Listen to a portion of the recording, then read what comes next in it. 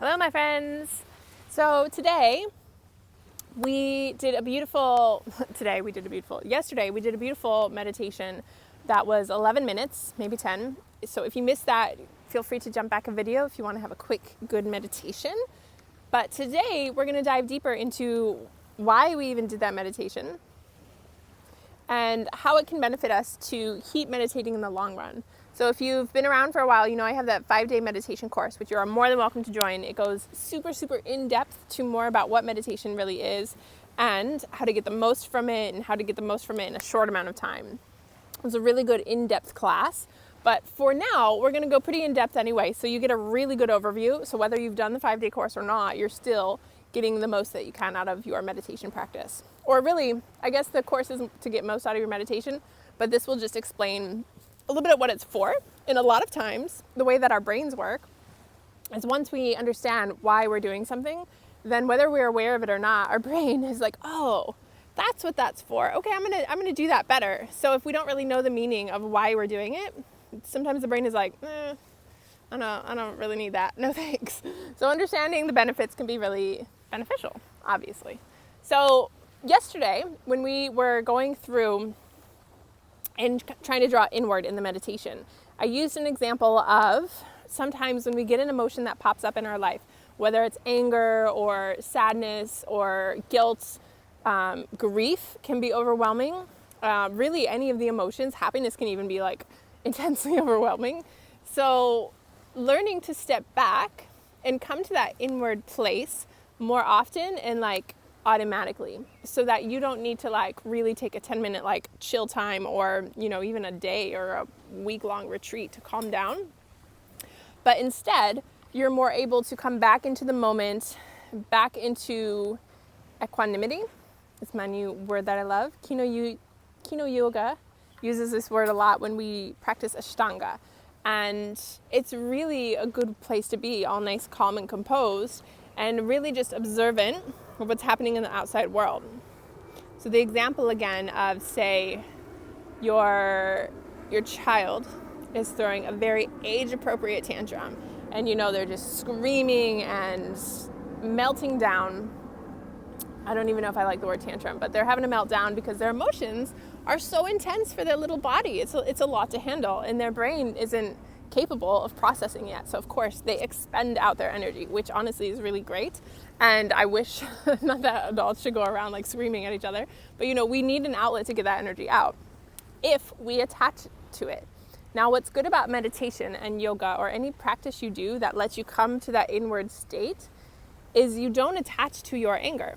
So say something happens in your life that immediately makes you feel angry. Now, when we feel into it and we just react, we're attached to that anger emotion and we need to get it out. A lot of times we'll start screaming or, you know, we'll react to our anger. However, I guess some people punch walls. I don't know what everybody does for their anger issues.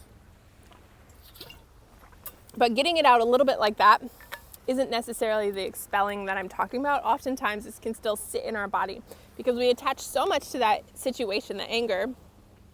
We'll think of it later on and be triggered by it and think, oh yeah, I remember last week this made me so angry, whether it was like a clerk in a shop or your kid or, you know, somebody else's dog ran up and peed on your beach towel or something.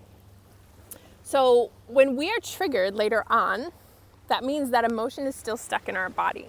So whether we yelled or screamed, I don't even like screaming. Screaming's not nice, I don't think, as an adult, at least for me.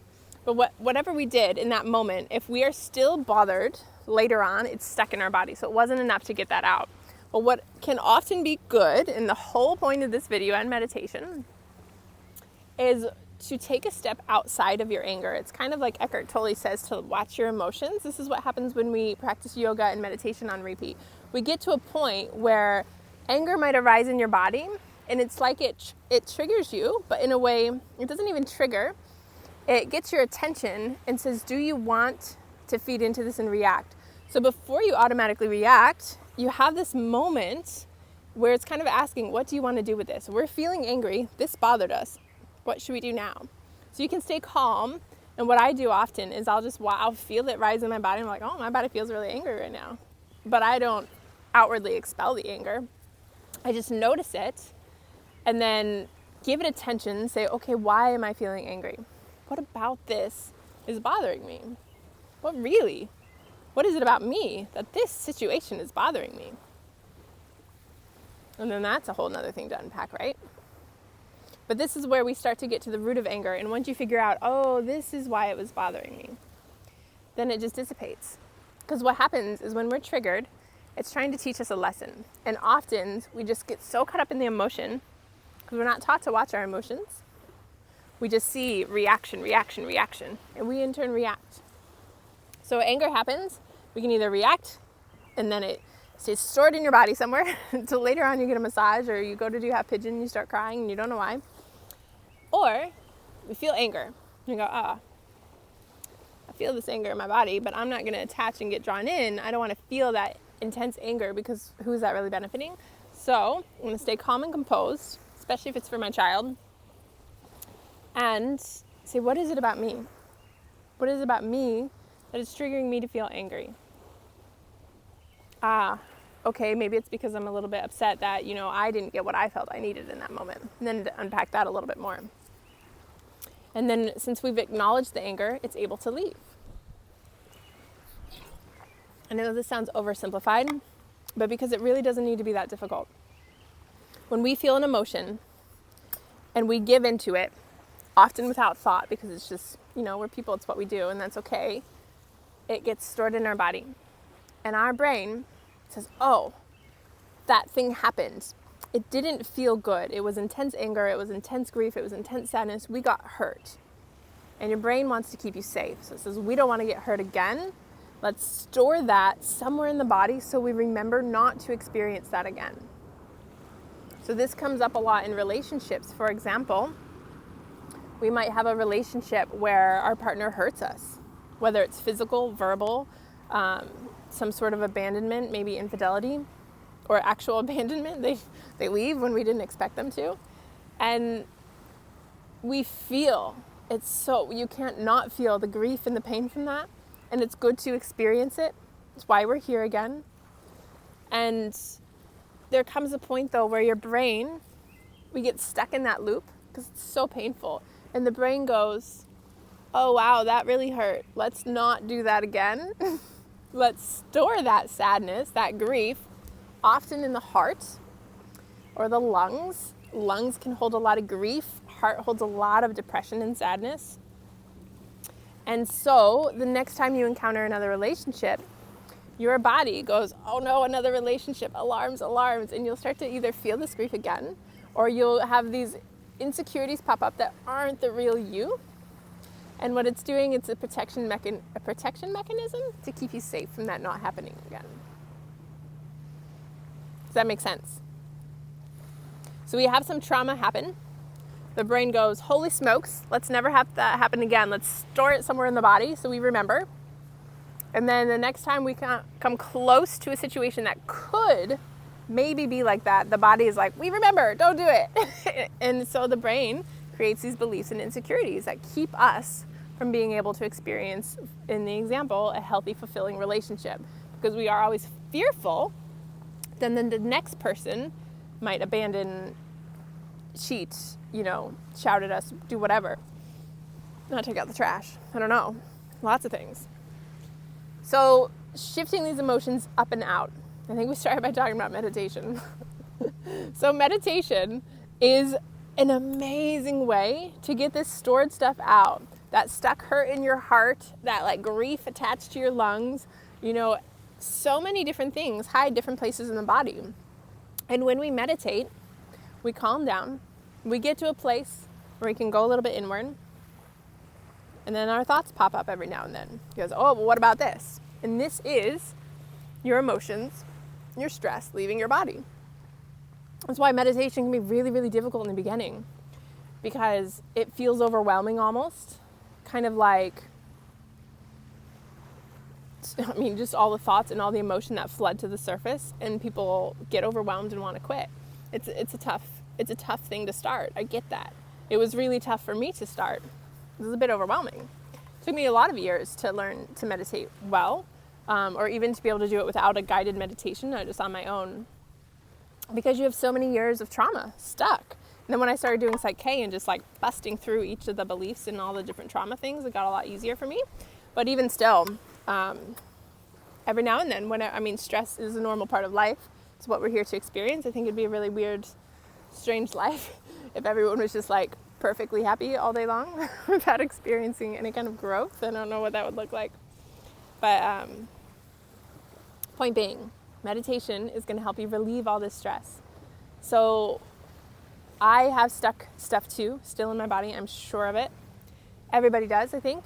And it's not like we need to get to a place where it's all gone. We just need to get to a place. I think everyone decides for themselves how far they want to go. But for me, my outlook is I just want to be to a place where I'm calm, happy, generally like my life every day. I wake up happy to be awake. I go to bed feeling like, that was a good day. And if I'm in a depression patch or something like that, then, it's a sign I have too much stuff sticking in my body. And depression quite literally is a depression where we haven't addressed all of the outward stimulus that's going on, all of the stresses that are going on are getting to be too much. And it literally is just kind of like doing a little soul crush.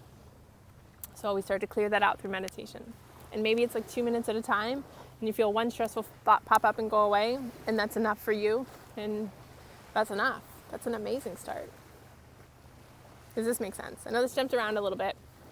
I was having a long walk down the beach and I came out here for a nap, so I was a little bit loopy and so I was kind of tired. But I also really wanted to share with you, start talking about the emotions. I'm sure each video will get a little smoother. Maybe once I'm hydrated more, my words will make more sense. But the main takeaways of this are, if you haven't meditated yet, highly recommend the 5-day course. If you are meditating, I recommend you keep it up and don't get discouraged when your thoughts pop up. Know that this is a good thing and it's stress leaving your body. If you haven't tried the free 10-minute meditation from yesterday, go ahead and try that whenever you like. It's really good beginner meditation just to tap into the senses and start to go to that inward place where you can be calm, equanimous. Is that how you say that word? Equanimous. Where you can be calm and just observe. And even happiness. When you get super happy, you just still are calm and collected and you observe that happiness and think, do I want to feel into that right now? Or do I just want to chill and feel calm? And you can choose. When grief pops up, say, why is this grief here? What do I need to look at? What is it in my life that I need to look at to shift through this grief so that it doesn't get repressed back somewhere else? So every time we encounter an emotion, whether it's from our past or current situation, it's an opportunity to look at it, not necessarily feel into it right away. Look at it. What is this teaching me? What is this wanting me to learn? Get to the root of that lesson. That awareness will do wonders to shift it up and out. If you need a little more help shifting it up and out, it's quite literally my job through Psych K and energy work, so let me know. But for the most part, that awareness will do so much for you. And then staying in that calm, centered place. We get through meditation or through yoga or anything else that you find that brings you to that centered place. Okay, I'll talk to you tomorrow. Have a lovely day. Bye.